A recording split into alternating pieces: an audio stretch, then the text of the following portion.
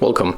In front of me I have OUKITEL WP6 and I'm going to show you how we can set up the face unlock on this device. So at the first we have to move for the settings, then we have to scroll down and enter security, and then just tap on the Face ID.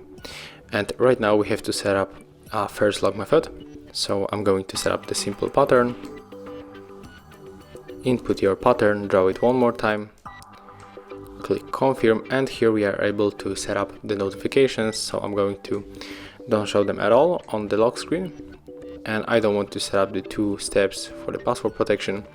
And here we can just tap on the register face, and as you can see right now we have to keep our face in this round circle, and the scan is successful. So we can right now try if it is working, and as you can see the smartphone unlocked. So that's how it looks. Thank you guys for watching. Leave thumbs ups, comments and subscribe to our channel.